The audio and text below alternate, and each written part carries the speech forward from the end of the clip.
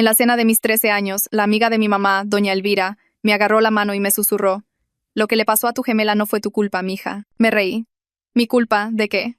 ¿De que se ganó una beca para un internado en Suiza? La cara de doña Elvira se puso blanca como el papel. Quitó su mano como si se hubiera quemado, murmurando algo sobre que necesitaba encontrar a mi mamá. La cosa es que todos habían estado actuando muy raro toda la noche. Cuando mi papá hizo el brindis, se le quebró la voz al decir: «Orgulloso de la mujercita en la que te estás convirtiendo», y mi mamá tuvo que seguir por él. Mi abuela no paraba de tocarme la cara y se le salían las lágrimas sin razón aparente. Hasta mis primos estaban siendo amables conmigo, cosa que nunca, jamás pasaba. Encontré a mi papá en el garage fingiendo organizar sus herramientas. Siempre hacía eso cuando estaba alterado. «Papá, ¿por qué todos actúan tan raro con lo de Katy? ¿Es por la vez que me puse celosa de que entró a ese internado de ricos?» Ya me disculpé por eso hace meses. Se puso pálido, más pálido que doña Elvira. La llave inglesa que traía en la mano cayó con estrépito sobre el piso de cemento. «Mi amor, tú, ¿qué te acuerdas de cuando se fue Katy? Pues, que le dieron la beca el año pasado, fuimos al aeropuerto». Incluso mientras lo decía, algo se sentía mal con ese recuerdo, como tratar de acordarse de un sueño. Mi padre, a quien nunca había visto llorar, ni siquiera cuando murió mi abuelo, estaba sollozando contra su banco de trabajo. «Tú estabas dormida. No fue tu intención». «¿Qué no fue mi intención?» Mi voz era apenas un susurro. «Por favor, busca a tu madre. Por favor». No me quería ni ver. Corrí por la casa. Sentí el pecho tan apretado que apenas podía respirar. La puerta del cuarto de mi mamá estaba cerrada con seguro. Podía oírla hablar por teléfono. Ella no se acuerda de que lo hizo. Cree que Katy todavía. Golpeé la puerta. «Mamá, ábreme». «¿De qué están hablando todos?» La puerta se abrió y la cara de mi mamá estaba destrozada. El rímel corrido por sus mejillas. El labial embarrado. «No fue tu culpa, mija. Estabas dormida. Solo estabas dormida». «¿Qué no fue mi culpa? Déjame llamarle a Katy». Empezó a sollozar más fuerte. Todo su cuerpo temblaba contra el mío. La aparté y le marqué a Katy con los dedos temblando. Con cada tono que se iba al buzón de voz, mi mamá intentaba con más fuerza quitarme el teléfono. Así que me encerré en el baño y le llamé a mi hermano. Todos siguen diciendo que hice algo. Que no fue mi culpa. ¿Qué le hice a Katy? Silencio total. «Beto, ¿de verdad? ¿No te acuerdas?» «¿Acordarme de qué?» Ya estaba gritando. «¿Dónde estás?» «En la casa. Mi mamá y mi papá están teniendo una crisis nerviosa por algo que supuestamente le hice a Katy. No le llames a la escuela. No la busques en internet». «¿Por qué?» «Está en el internado. Manda cartas cada semana». Otra larga pausa. «Voy para la casa. Solo. Espérame». 20 minutos después, mi hermano Beto me sacó a su coche. Le temblaban las manos mientras agarraba el volante. «Todos dicen que le hice algo a Katy, pero no me dicen qué». No me miraba. «¿Te acuerdas de los seguros en la puerta de tu cuarto?», preguntó finalmente. «¿Los seguros de seguridad?» «Sí. Mamá los instaló el año pasado. Se cierran desde afuera». Sentí que se me revolvía el estómago. «¿Qué?» «Todas las noches, durante el último año, mamá o papá te encierran en tu cuarto después de que te duermes. Eso no tiene sentido. ¿Por qué harían eso? ¿No te acuerdas de tener pesadillas? ¿Terrores nocturnos?» Algo frío empezó a subir por mi espalda. «Yo, a veces. Pero todo el mundo tiene pesadillas». Era sonámbula, Ana. Pero feo. Muy feo. Te despertabas en partes de la casa sin tener idea de cómo habías llegado ahí. Ok. ¿Y? Mucha gente es sonámbula. Finalmente me miró y tenía los ojos rojos. La noche que Katy se fue al internado. ¿De verdad te acuerdas de llevarla al aeropuerto? Ya basta. Ahora yo estaba llorando. ¿Por qué me haces esto? Porque no hubo ningún avión. Se le quebró la voz. No hubo aeropuerto. No hay ningún internado en Suiza. Entonces, ¿dónde está Katy? Volteó la cara de nuevo, y vi cómo le corrían las lágrimas por la mejilla. Esa noche. La noche que crees que se fue. Estaba sonámbula. Tú y Katy estaban en tu cuarto. Tú. Algo pasó durante tu episodio. La empujaste. ¿Empujarla a dónde? Mi voz era tan bajita que apenas podía oírme. Por la ventana de tu cuarto, la que mamá clavó después. El mundo dejó de tener sentido. Pero, ese es el segundo piso. Sí, pero ella manda cartas. Mamá me las lee cada semana. Mamá las escribe. Papá le ayuda a veces. Han estado fingiendo por un año porque respiró hondo, temblando. Porque cuando despertaste, cuando llegó la ambulancia, no tenías memoria de nada. Y cuando intentaron decirte la primera vez, te derrumbaste por completo.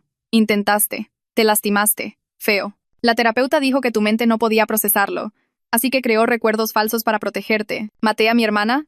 No. Escúchame. Me agarró por los hombros. Estabas completamente inconsciente. No eras tú. Quiero ver su cuarto. Está cerrado con llave. Lo ha estado por un año. Sé dónde esconde mamá las llaves. 10 minutos después estaba en el cuarto intacto de Katy leyendo su diario. La última entrada era de la noche que murió. Tengo que decirle a alguien la verdad sobre lo que Ana hace en las noches.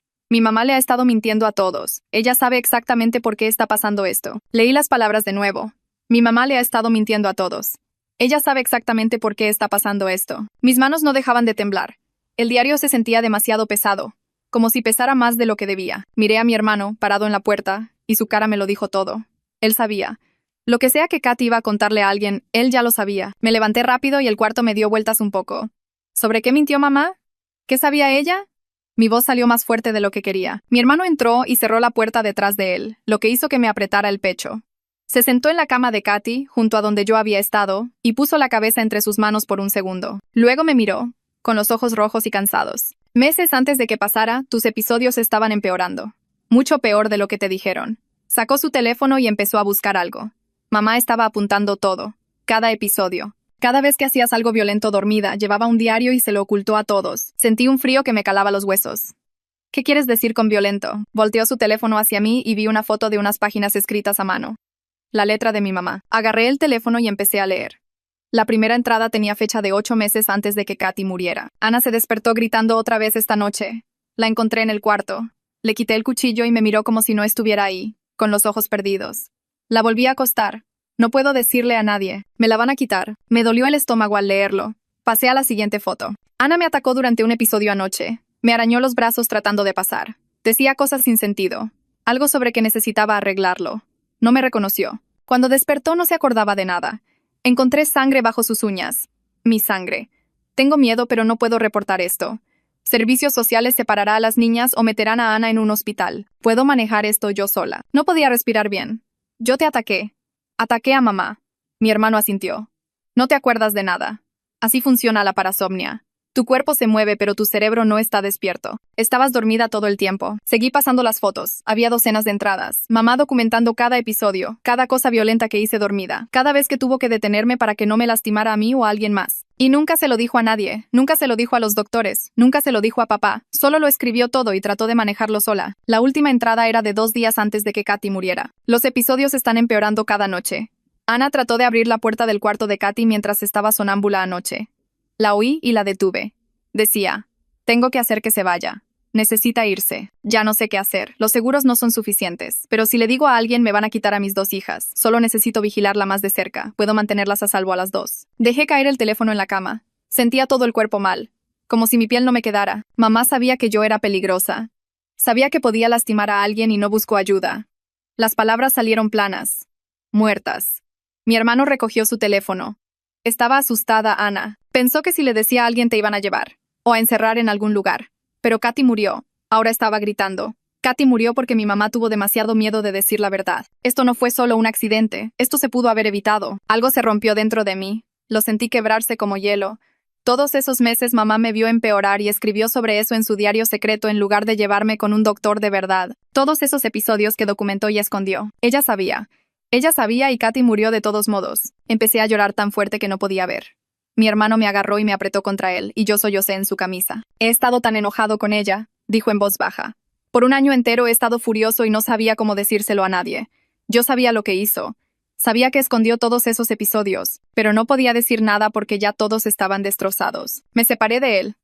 ¿Dónde están las páginas del diario? ¿Las reales? Señaló su teléfono. Tomé fotos antes de que mamá pudiera esconderlas por completo. Guardaba el diario en su closet. Lo encontré unos meses después de que Katy murió. Agarré el teléfono y empecé a mandarme las fotos a mí misma. Mis manos temblaban tanto que apenas podía teclear. Cuando terminaron de enviarse, bajé corriendo. Podía oír a mamá en la cocina. Probablemente estaba haciendo la cena como si nada estuviera mal. Como si no hubiera pasado un año mintiéndole a todo el mundo. Imprimí las páginas del diario en la impresora de la oficina de papá. La máquina hacía ruidos fuertes y escupía hoja tras hoja de la letra de mamá. Todos sus secretos. Toda su documentación de lo peligrosa que yo era. Toda la ayuda que no me consiguió. Agarré las páginas y entré a la cocina. Mamá estaba en la barra picando verduras. Levantó la vista cuando entré y se puso pálida cuando vio lo que traía en las manos. Mi amor, ¿de dónde sacaste eso? Le aventé las páginas. Se esparcieron por el piso y la barra de la cocina. Tú sabías. Sabías que estaba empeorando y no hiciste nada. El cuchillo de mamá cayó en el fregadero. Se agachó y empezó a recoger las páginas con manos temblorosas. Estaba tratando de protegerte, mija.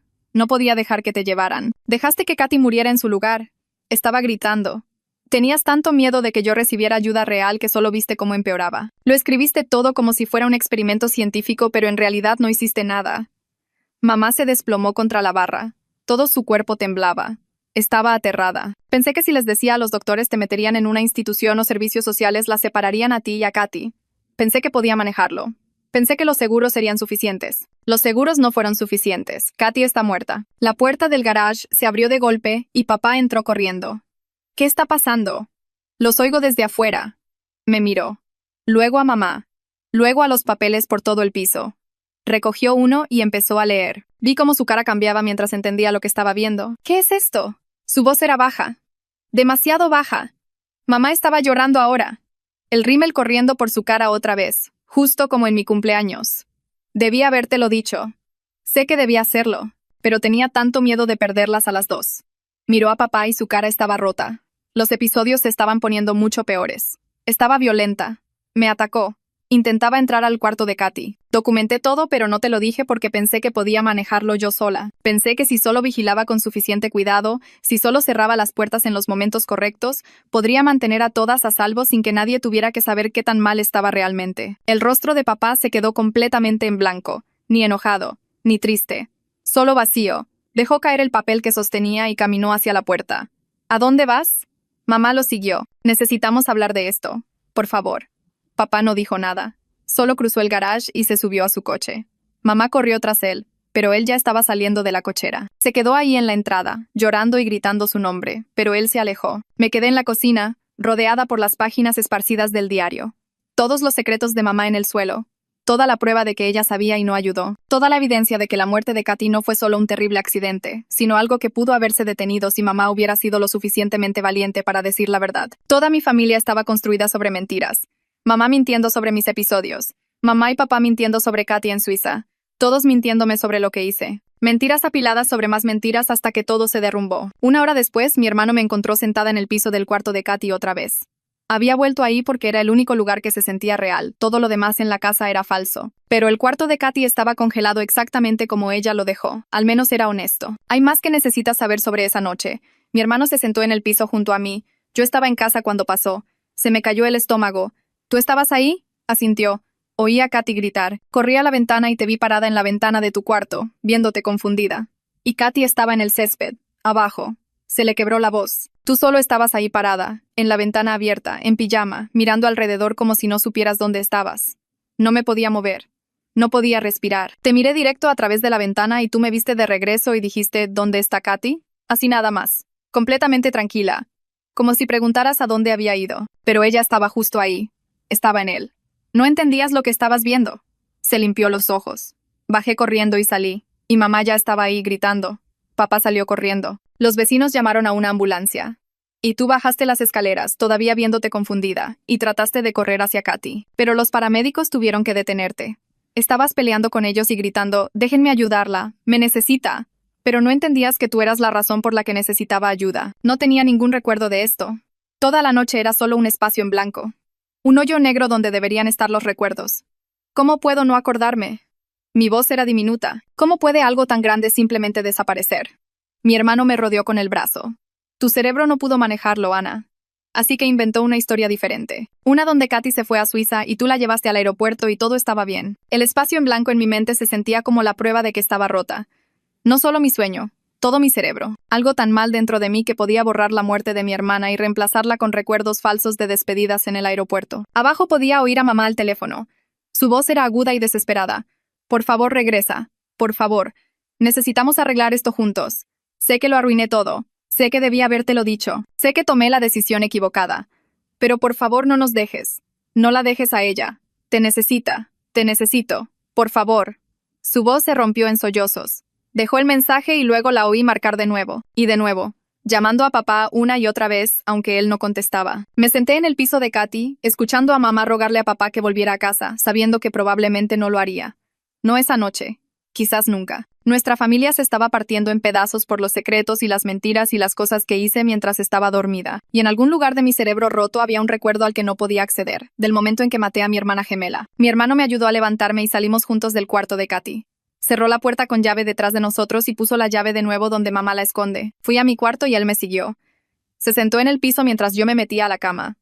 Me preguntó si quería que se quedara y asentí porque tenía miedo de estar sola. Sacó su teléfono y empezó a ver cosas, pero se notaba que no estaba leyendo nada. Me quedé ahí mirando el techo, con la ventana clavada en mi visión periférica. Cada vez que cerraba los ojos, veía a Katy cayendo.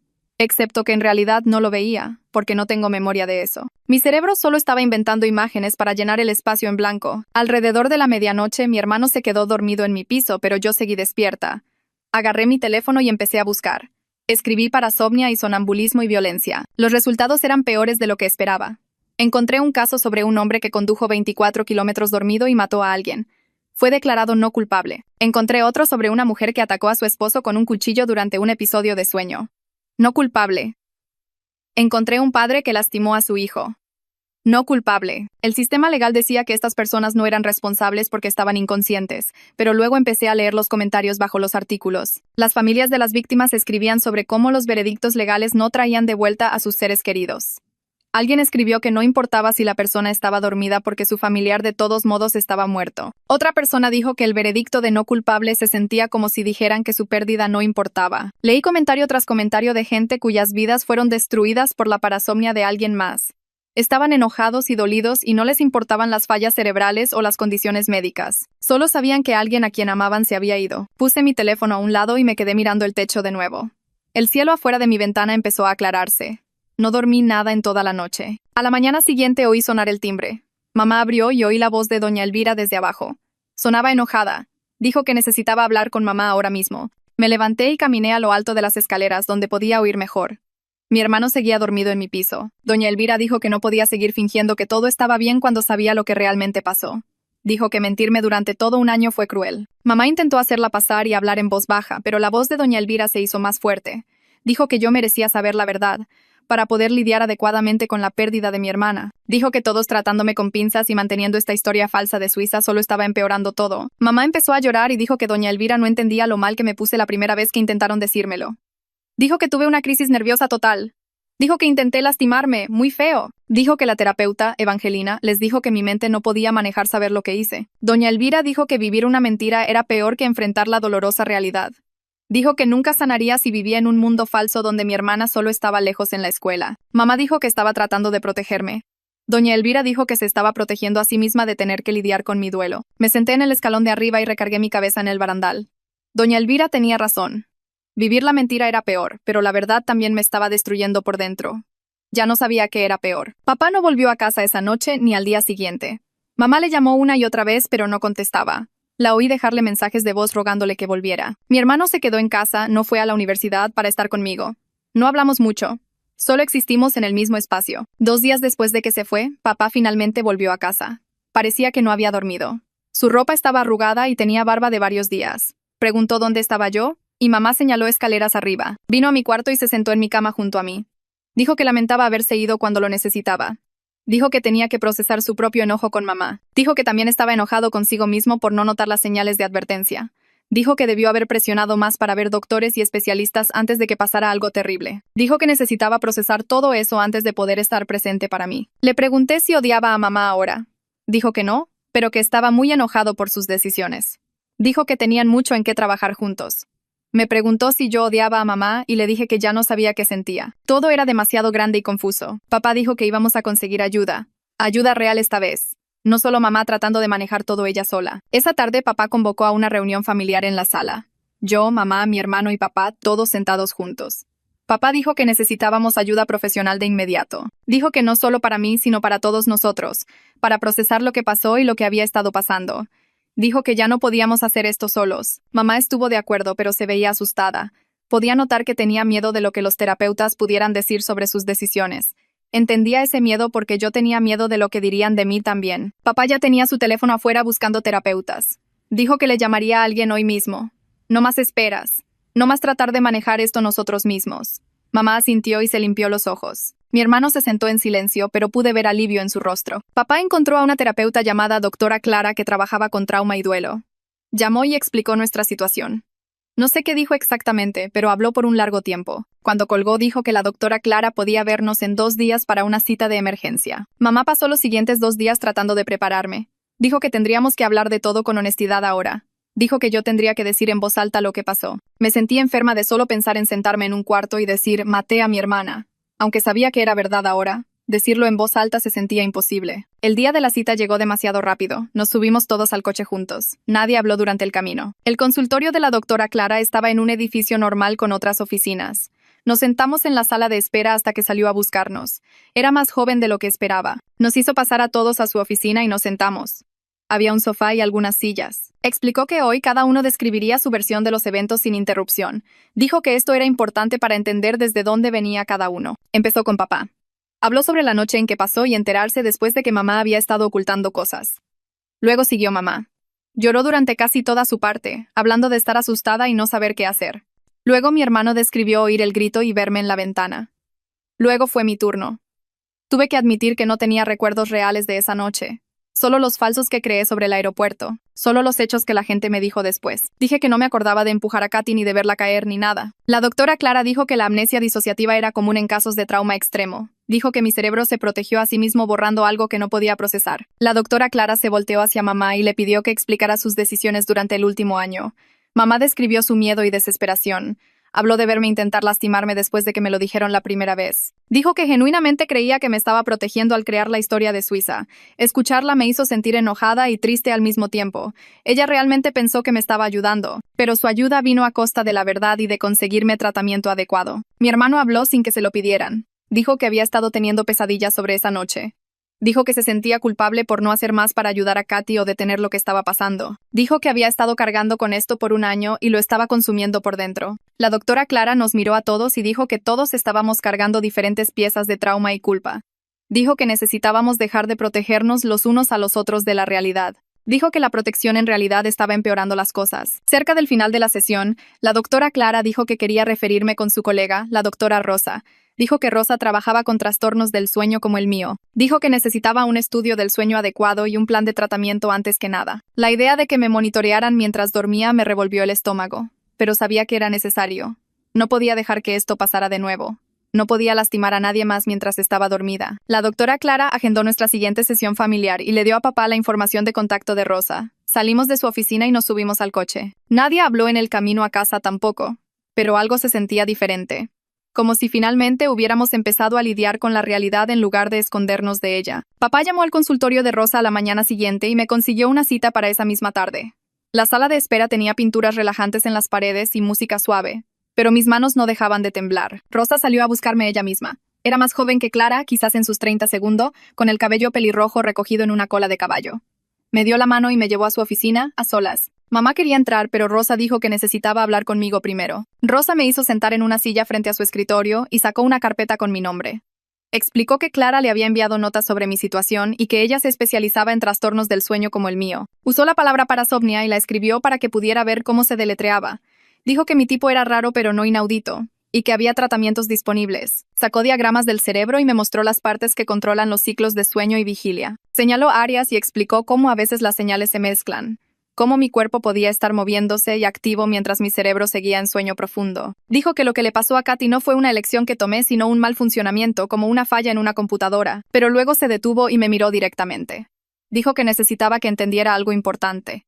Dijo que aunque era una condición médica, aunque yo estaba inconsciente, Katy de todos modos se había ido. Dijo que podía sostener ambas verdades al mismo tiempo. Yo no era una mala persona y no elegí lastimar a nadie, pero mi hermana de todos modos estaba muerta por mis acciones. Escucharla decirlo tan directamente me apretó el pecho. No intentó hacerme sentir mejor o decirme que no era mi culpa de esa manera suave que todos los demás usaban. Solo dijo los hechos. Aprecié eso, aunque dolía. Rosa dijo que necesitábamos hacer un estudio del sueño para entender exactamente qué estaba pasando en mi cerebro durante los episodios. Explicó que pasaría una noche en el hospital donde me conectarían a monitores y grabarían todo. Dijo que su colega trabajaba ahí y se encargaría del estudio personalmente. Sacó un calendario y lo agendamos para la siguiente semana.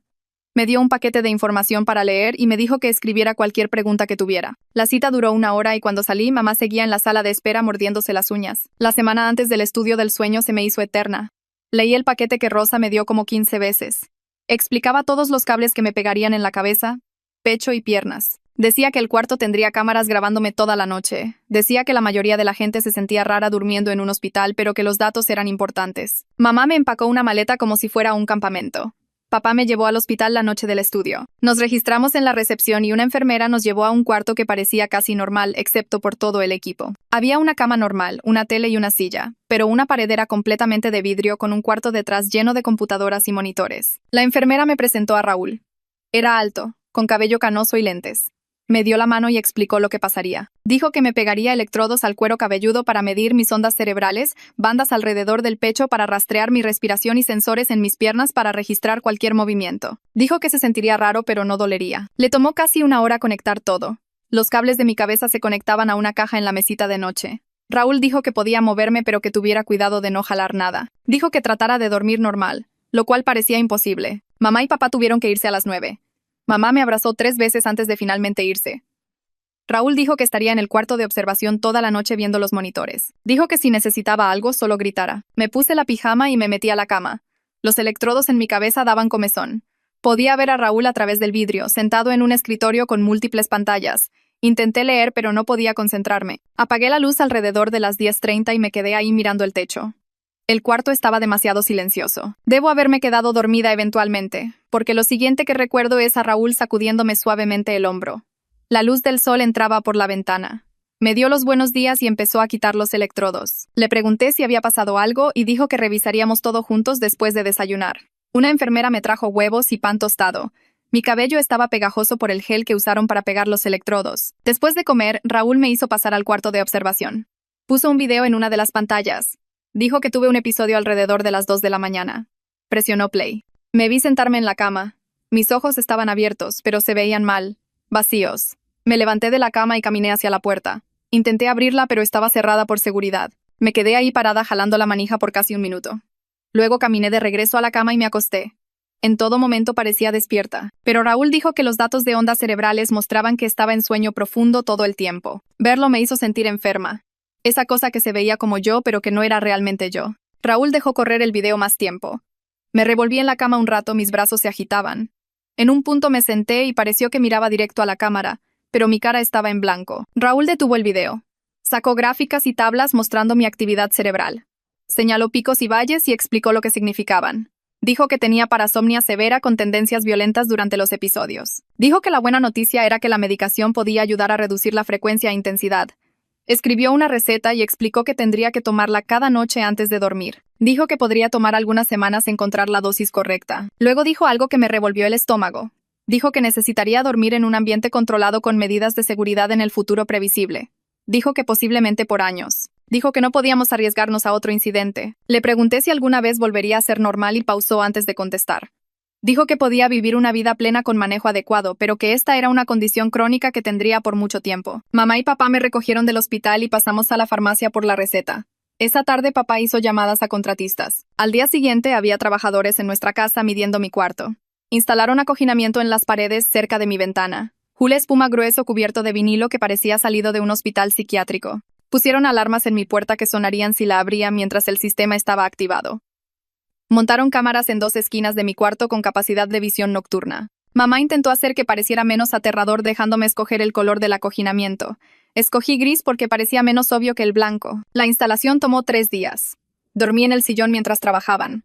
Cuando terminaron, mi cuarto parecía una celda acoginada. La ventana ya estaba clavada desde antes, pero ahora también tenía barras instaladas. Papá configuró el sistema de cámaras en su teléfono para que él y mamá pudieran verme desde su cuarto. Me enseñó cómo funcionaba. Podía verme a mí misma en su pantalla desde 2 ángulos diferentes. Mamá compró sábanas nuevas para tratar de hacer que el cuarto se sintiera normal, pero nada podía esconder lo que realmente era. Una jaula para evitar que lastimara a alguien más. Me paré en la puerta mirando mi cuarto transformado y sentí el peso de en lo que se había convertido mi vida. Esta era mi realidad ahora. Medicación y monitoreo y paredes acoginadas. Papá puso su mano en mi hombro, pero no dijo nada. No había nada que decir. Ya había faltado una semana a la escuela durante todas las citas y el estudio del sueño. Mamá quería que esperara más, pero insistí en regresar. Entrar a la escuela ese lunes se sintió como si todo el mundo me estuviera viendo. Mi mejor amiga me encontró en mi casillero. Me preguntó si estaba bien y no supe cómo contestar. Dije que estaba lidiando con unas cosas médicas. Asintió, pero se veía incómoda. En el recreo me senté en nuestra mesa de siempre y la conversación se sintió forzada. La gente me volteaba a ver de reojo y luego quitaba la mirada rápido. Oí susurros en el pasillo entre clases. Alguien dijo mi nombre y luego dejó de hablar cuando pasé. Sabía que los rumores se habían esparcido sobre por qué estuve ausente. Pueblo chico. Todo el mundo sabe todo. Al final del día me sentía agotada de fingir que todo estaba bien. A la mañana siguiente, la consejera escolar me llamó a su oficina por el altavoz durante la segunda hora. Me hizo sentar y me ofreció agua. Dijo que la dirección sabía de mi situación y tenía protocolos establecidos para apoyarme.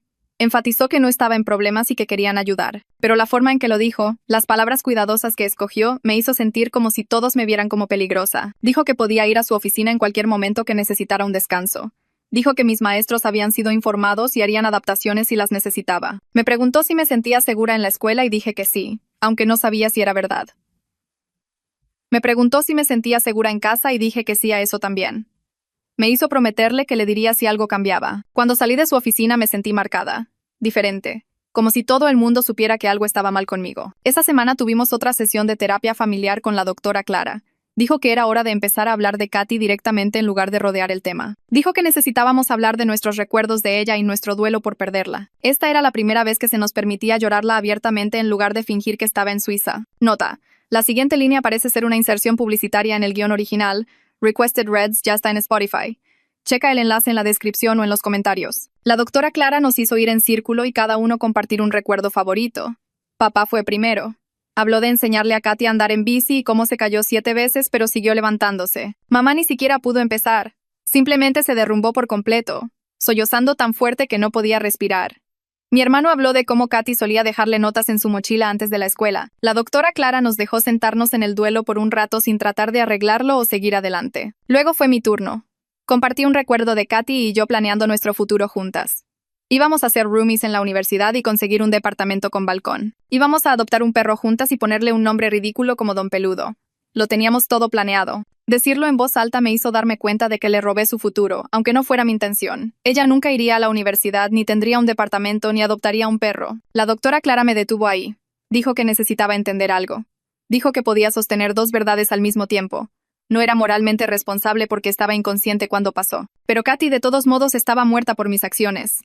Ambas cosas eran verdad y tenía que aprender a vivir con ambas. Dijo que tratar de negar cualquiera de las 2 verdades me mantendría atorada. Mi hermano habló sin que Clara le preguntara. Dijo que había estado enojado conmigo aunque sabía que no era justo. Dijo que sabía que estaba dormida y que no era mi intención hacerlo. Pero parte de él seguía enojado de que yo siguiera viviendo y Katy no. Escucharlo decirlo en voz alta de hecho ayudó, porque fue honesto. Clara le pidió que dijera más. Habló de sentirse culpable por estar enojado y sentirse enojado por sentirse culpable. Dijo que todo estaba revuelto en su cabeza. Clara lo dejó hablar sin interrumpir. Dijo que sus sentimientos eran válidos incluso si no eran lógicos. Dijo que podía estar enojado con la situación sin estar enojado conmigo como persona. Ambos terminamos llorando. Clara nos pasó pañuelos y nos dejó sentarnos ahí llorando juntos. Luego papá empezó a hablar. Dijo que había estado teniendo pensamientos intrusivos sobre lo que pudo haber hecho diferente. Dijo que seguía repasando los meses antes de que pasara, buscando señales que no vio. Se preguntó si debió haber notado las entradas secretas del diario de mamá o insistir en un tratamiento más agresivo antes. Dijo que se quedaba despierto en la noche pensando en todos los hubiera. Clara lo detuvo. Dijo que la culpa solo era útil si llevaba a decisiones futuras diferentes, no si solo creaba sufrimiento. Dijo que no podíamos cambiar el pasado sin importar cuánto lo analizáramos. Dijo que lo único que podíamos controlar era lo que hacíamos de ahora en adelante. Hizo que papá dijera en voz alta que no podía haber sabido lo que pasaría. Le costó trabajo. Clara lo hizo repetirlo 3 veces antes de seguir. La siguiente semana, Clara trajo a alguien nuevo a nuestra sesión. La doctora Paula entró cargando un bolso de piel y se presentó como consejera de duelo. Era hermana de la doctora Rosa y se especializaba en ayudar a familias a procesar la muerte. Clara explicó que habíamos estado trabajando en reconocer lo que pasó, pero ahora necesitábamos herramientas específicas para un duelo saludable. Paula se sentó frente a nosotros y abrió su bolso. Sacó folletos sobre las etapas del duelo y diarios diseñados para la pérdida. Explicó que no habíamos podido llorar la pérdida adecuadamente debido al engaño. Dijo que el duelo necesita reconocimiento y nosotros habíamos estado atorados en un limbo extraño donde Katy estaba muerta y supuestamente viva en Suiza al mismo tiempo. Mamá asintió y se limpió los ojos. Paula nos guió a través de ejercicios para procesar la pérdida. Hizo que cada uno escribiera un recuerdo de Katy que quisiéramos preservar. Papá escribió sobre enseñarle a andar en bici. Mi hermano escribió sobre ella cantando feo en el coche. Yo escribí sobre cómo siempre compartía su postre conmigo aunque yo ya me hubiera acabado el mío. Paula recogió nuestros papeles y los leyó en voz alta. Escuchar nuestros recuerdos dichos por alguien más los hizo sentir más reales de alguna manera. Luego Paula sugirió algo que me revolvió el estómago. Dijo que deberíamos tener un servicio conmemorativo privado para Katy donde pudiéramos despedirnos adecuadamente. El cuarto se quedó en silencio. Sentí que no podía respirar porque un servicio conmemorativo significaba admitir que realmente se había ido para siempre. Mamá habló de inmediato entre lágrimas, diciendo que necesitaba ese cierre desesperadamente. Dijo que lo había necesitado por un año, pero no podía tenerlo mientras mantenía la ficción de Suiza. Papá tomó la mano de mamá. Mi hermano miraba al piso. Paula explicó que los servicios conmemorativos ayudan a las familias a procesar la muerte creando un momento definido para el adiós. Dijo que no tenía que ser grande o formal. Solo nosotros reconociendo juntos que Katy murió y la extrañamos. Clara me preguntó cómo me sentía al respecto. No pude contestar al principio porque tenía un nudo en la garganta. Finalmente dije que me daba miedo porque hacía todo definitivo. Paula asintió como si entendiera. Dijo que eso era normal y que el miedo no significaba que no debiéramos hacerlo. Durante los siguientes días planeamos el servicio conmemorativo. Mamá lo quería en nuestra casa, en el patio trasero donde Katy solía jugar. Papá estuvo de acuerdo y empezó a limpiar el área del jardín. Mi hermano le ayudó a poner sillas. Mamá insistió en que debíamos invitar a doña Elvira porque ella intentó hacer que enfrentáramos la verdad en mi cena de cumpleaños. Yo no la quería ahí al principio, pero mamá dijo que merecía ser parte de esto. Dijo que doña Elvira también había sido amiga de Katy y había estado de luto sola mientras todos nosotros fingíamos. La parte más difícil fue escribir algo para decir sobre Katy. Paula me dio una hoja de trabajo con preguntas, pero cada pregunta se sentía imposible de contestar. ¿Qué era lo que más amaba de ella? Todo. ¿Cuál es mi recuerdo favorito? No podía escoger solo uno. ¿Qué quiero que la gente sepa de ella? Que merecía vivir y yo le quité eso. Me senté en mi escritorio por horas mirando el papel en blanco. Mi hermano tocó a mi puerta y preguntó si necesitaba ayuda.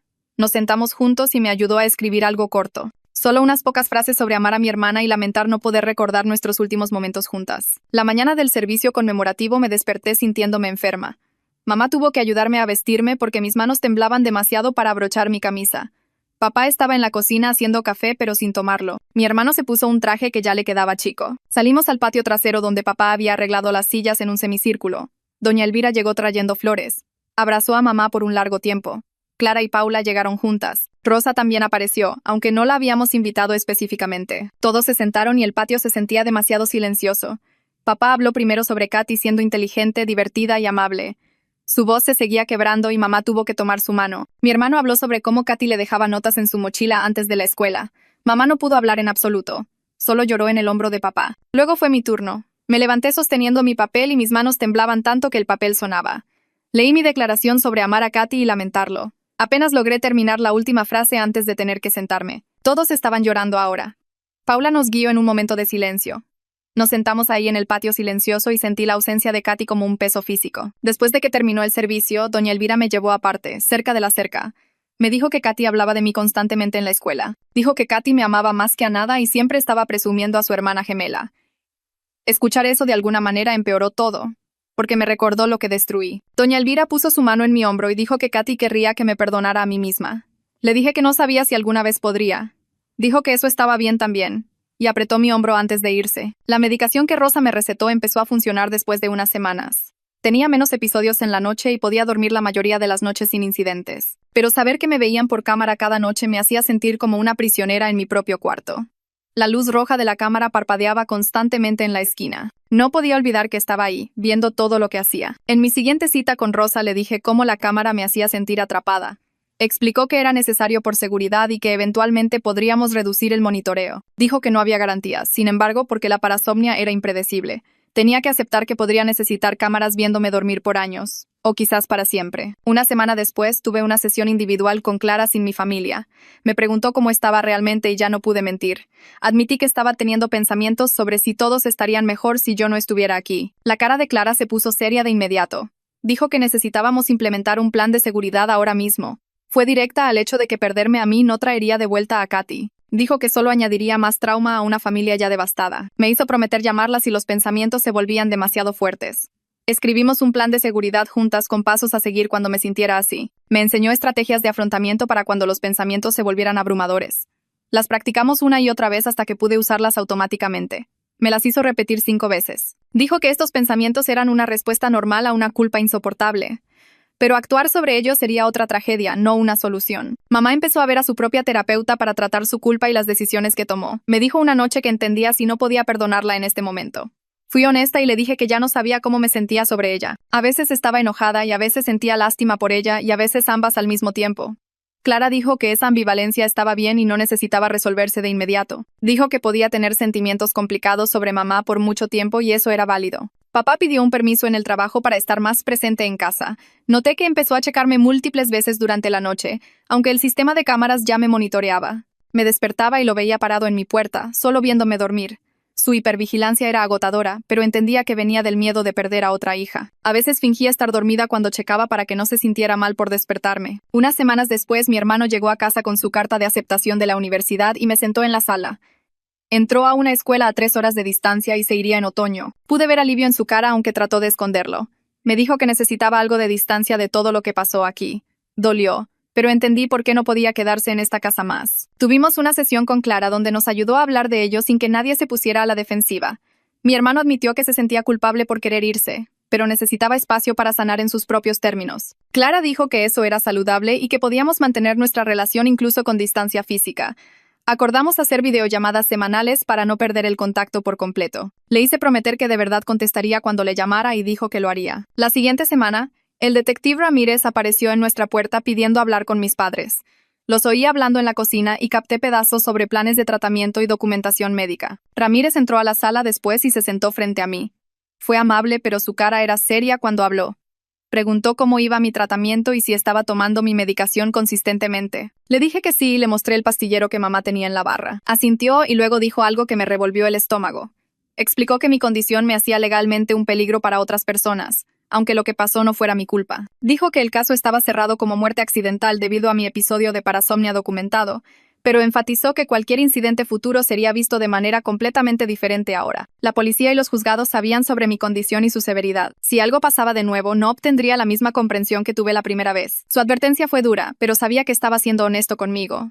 Les dijo a mis padres que necesitaban tomar mi tratamiento en serio, porque la próxima vez podría no haber una próxima vez para nuestra familia. Después de que se fue, me sentí enferma pensando en cómo estaba básicamente en libertad condicional por el resto de mi vida. 2 semanas después tuve un grave retroceso que probó que la advertencia de Ramírez no era solo habladuría. Me fui a la cama después de tomar mi medicación como siempre. Cuando desperté a la mañana siguiente, mi cuarto estaba destruido. Mis sábanas estaban rasgadas en pedazos y esparcidas por todas partes. Mis manos estaban cubiertas de moretones y pequeños cortes. Aparentemente había pasado parte de la noche golpeando las paredes acoginadas una y otra vez. La grabación de la cámara me mostró agitándome violentamente por casi 1 hora. No tenía ningún recuerdo de nada. Mamá le llamó a Rosa de inmediato y tuvimos una cita de emergencia esa tarde. Rosa ajustó mi dosis de medicación y añadió otro protocolo de seguridad a mi rutina nocturna. Trató de ser alentadora, pero pude notar que estaba preocupada. Sentí que estaba empeorando en lugar de mejorar, a pesar de meses de tratamiento. El progreso que pensé que había hecho parecía no tener sentido ahora. La sesión de terapia familiar de esa semana fue cuando todo lo que había estado conteniendo finalmente explotó. Estábamos hablando de mi retroceso y mamá seguía diciendo que no era culpa de nadie. Algo en mí se rompió cuando dijo eso. Le dije que el retroceso podría no ser su culpa. Pero la muerte de Katy absolutamente lo era. Su secretismo mató a Katy tanto como mi parasomnia. Si me hubiera conseguido tratamiento adecuado en lugar de esconder todo, entonces quizás Katy seguiría viva. Clara no me interrumpió ni trató de calmarme. Me dejó gritar y llorar y decir cada cosa furiosa que había estado pensando por meses. Mamá solo se quedó ahí sentada con lágrimas corriendo por su cara. No trató de defenderse o poner excusas. Aceptó todo lo que le aventé. De alguna manera eso hizo más difícil seguir completamente furiosa, porque no estaba contraatacando. Después de que había dicho todo lo que necesitaba decir, Clara le pidió a mamá que respondiera. Mamá me miró directamente y reconoció cada error que cometió. Admitió que sabía que mis episodios se estaban volviendo peligrosos y eligió esconderlo porque estaba asustada. Dijo que pensó que podía manejarlo ella sola, y esa decisión le costó la vida a Katy. Escucharla tomar responsabilidad completa sin excusas ni justificaciones hizo que algo cambiara dentro de mí. Seguía enojada, y probablemente lo estaría por mucho tiempo, pero podía verla como una persona asustada que tomó decisiones terribles, en lugar de solo una villana que destruyó a nuestra familia. Tenía defectos y era humana, y esos defectos tuvieron consecuencias devastadoras. Papá habló después y admitió su propia parte en todo. Dijo que había estado permitiendo el secretismo de mamá al no hacer preguntas más difíciles cuando las cosas no cuadraban. Sabía que algo estaba mal, pero dejó que mamá lo manejara en lugar de presionar por respuestas reales. Asumió la responsabilidad de ser pasivo cuando debió haber estado protegiendo a sus 2 hijas. Ver a mis padres hacerse responsables me ayudó a entender que la culpa no era simple. No era solo culpa de una persona o una mala decisión. Eran capas de decisiones y miedos y errores que se construyeron unos sobre otros. 3 meses después de que salió la verdad, mis episodios de sueño finalmente estaban mejor controlados. Estaba teniendo más noches de sueño normal sin incidentes. La medicación parecía estar funcionando consistentemente ahora. Rosa estaba cautelosamente feliz con mi progreso, pero enfatizó algo importante. La parasomnia era una condición crónica que tendría que manejar por toda mi vida. Esto no era algo que superaría con la edad o curaría por completo. Siempre necesitaría medicación y monitoreo y protocolos de seguridad. Esa realidad era difícil de aceptar, pero al menos estaba siendo honesta al respecto ahora. Empecé a volver a la escuela regularmente e incluso me uní a algunas actividades de nuevo. Pero noté que algunos padres alejaban a sus hijos cuando me veían. Ponían excusas sobre tener que irse o de repente recordar algo más que su hijo tenía que hacer. La consejera escolar me ayudó a practicar respuestas a preguntas y miradas. Me enseñó cómo proteger mi privacidad mientras seguía reconociendo la realidad. Aprendí a decir que tenía una condición médica sin dar detalles. Un día mi mejor amiga me preguntó directamente qué pasó y por qué me había ido tanto tiempo. Le di una versión simple sobre tener un trastorno del sueño que causó un accidente. Me apoyó y dijo todas las cosas correctas. Pero pude ver miedo en sus ojos cuando me miraba ahora. Empezó a poner excusas para no pasar tanto tiempo juntas.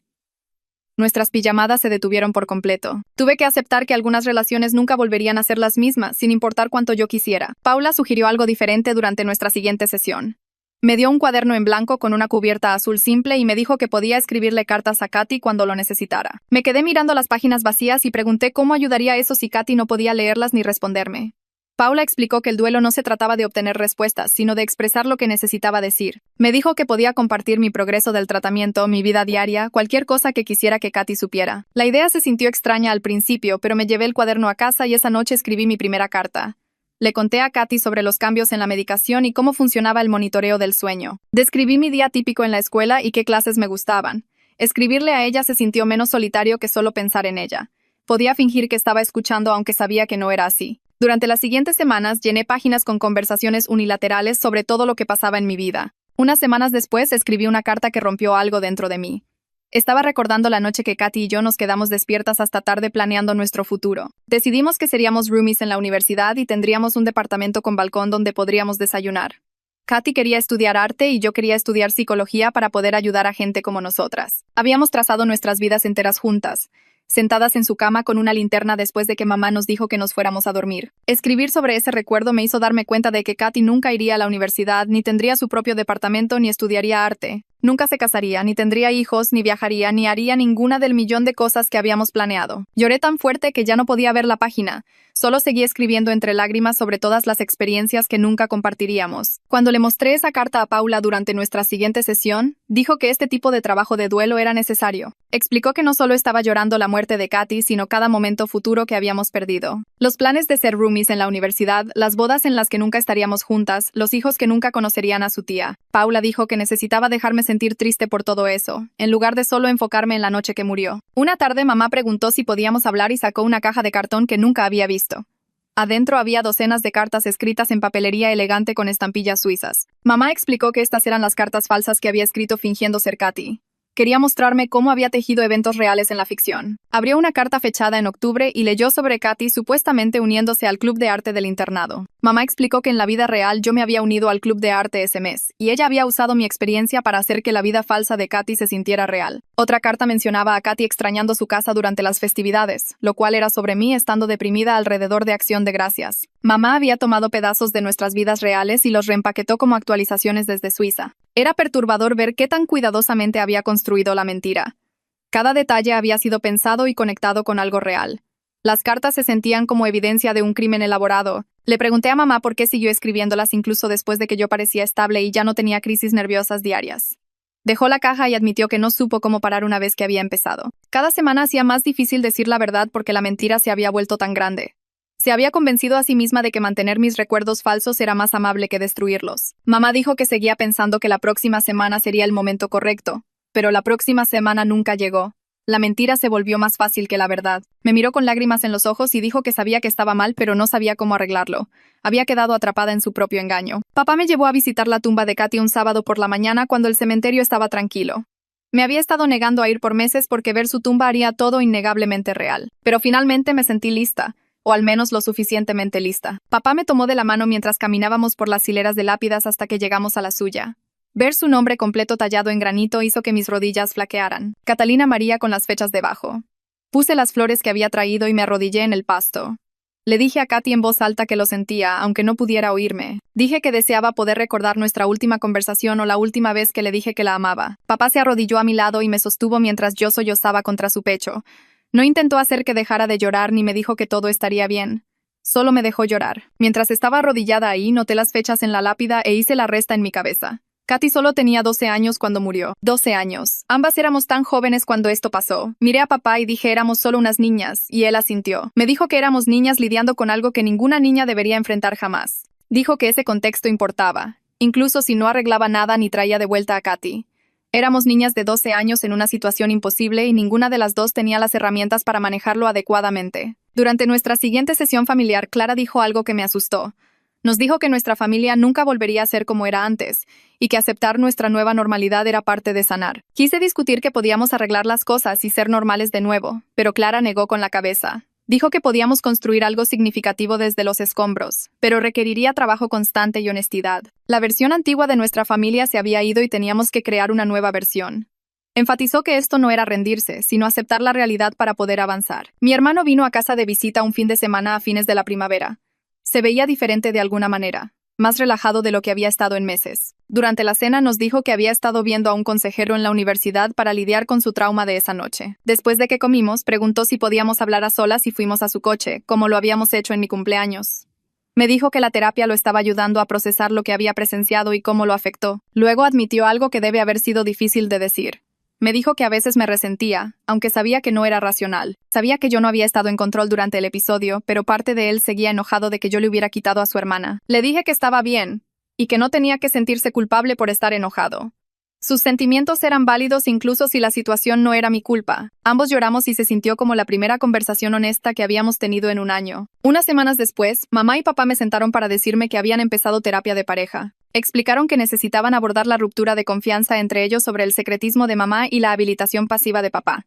Fueron honestos conmigo de que no estaban seguros de si su matrimonio sobreviviría a esto. Las mentiras de mamá habían dañado algo fundamental entre ellos y no sabían si podrían repararlo. Aprecié su honestidad, aunque la posibilidad de que se separaran añadía otra capa de inestabilidad a mi vida.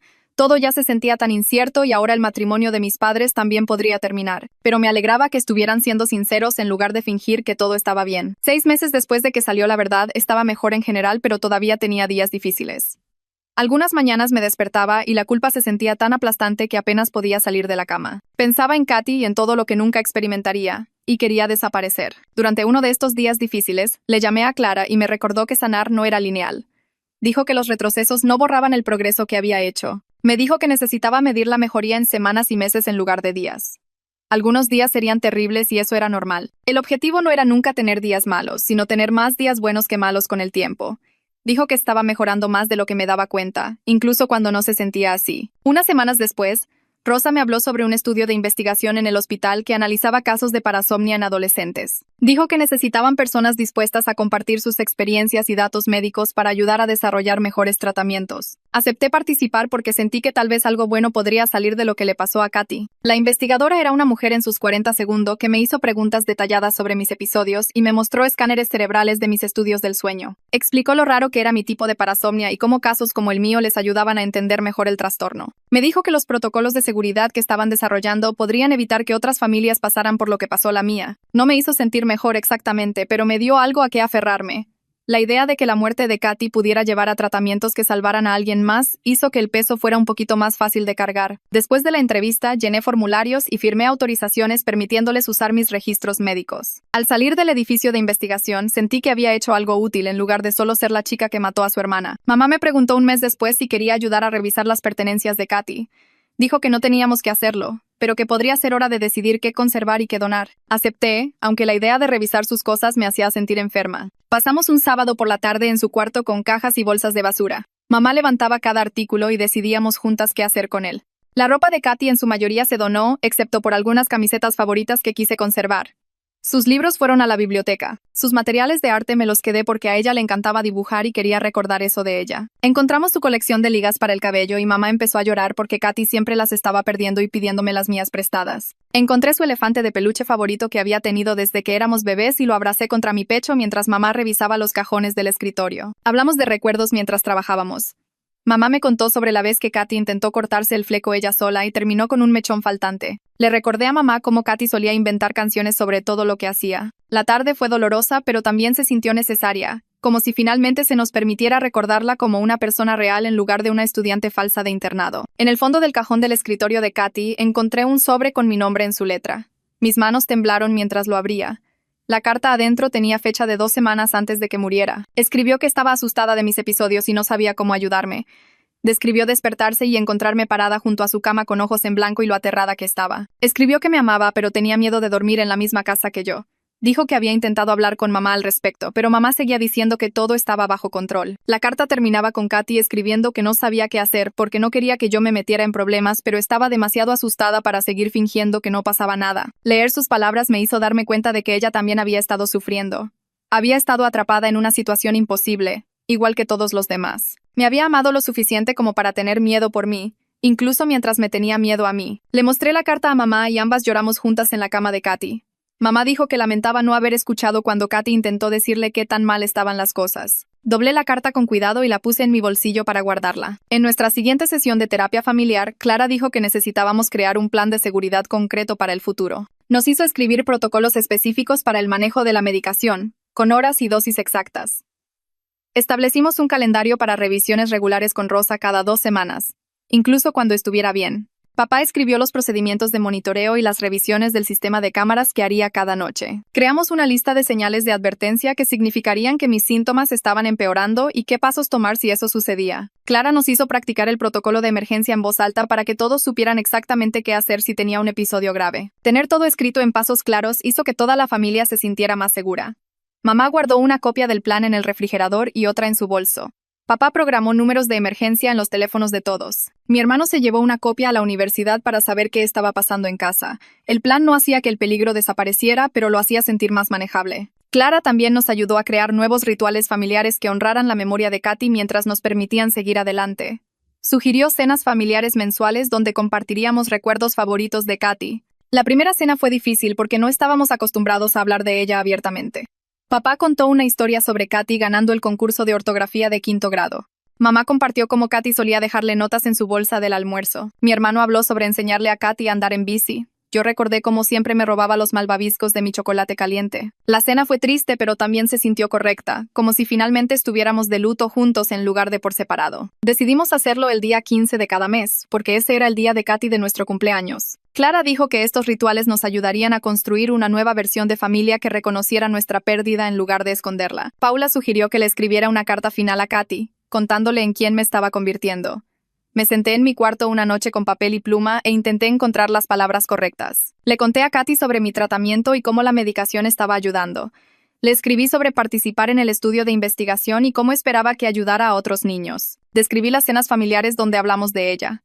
Le conté sobre los amigos que se quedaron a mi lado y los que no. Escribí que estaba aprendiendo a vivir con lo que pasó, aunque la culpa probablemente nunca desaparecería por completo. Le prometí que intentaría vivir lo suficiente por las dos. Le conté sobre querer estudiar trastornos del sueño cuando fuera mayor para poder ayudar a gente como yo. Terminé la carta diciendo que la amaba, que lo sentía y que la llevaría conmigo siempre. Cuando le mostré la carta a Paula, dijo que representaba un cambio importante hacia la aceptación. Dijo que estaba aprendiendo a sostener mi duelo y mi culpa sin dejar que me destruyeran por completo. Doblé la carta y la puse con la que Katy me había escrito a mí. En lo que habría sido nuestro cumpleaños número 14, mamá, papá, mi hermano y yo fuimos a la tumba de Katy. Llevamos globos de su color favorito, morado. Estar parado frente a su lápida se sintió surrealista, porque el año pasado, en nuestro cumpleaños 13, yo todavía creía que estaba en Suiza. Papá fue primero y dijo que amaba cómo Katy siempre se reía de sus chistes malos. Mamá habló de la amabilidad de Katy y cómo siempre ayudaba a los niños que sufrían bullying en la escuela. Mi hermano compartió cómo Katy solía dejarle notas de aliento en su mochila antes de exámenes importantes. Yo les dije a todos cómo Katy había sido la gemela valiente y cómo siempre me defendía. Soltamos los globos juntos y los vimos flotar hacia el cielo.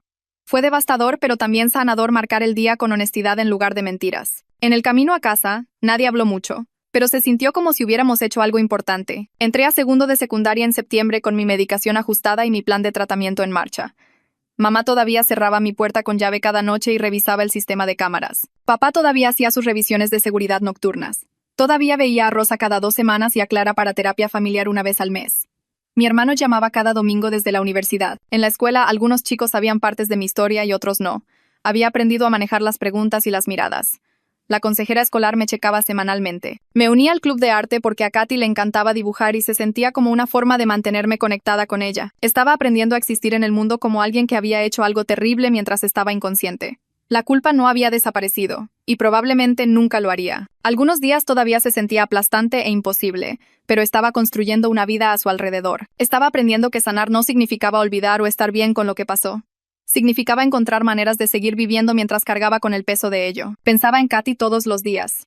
Usaba una de sus pulseras y mantenía su elefante de peluche en mi cama.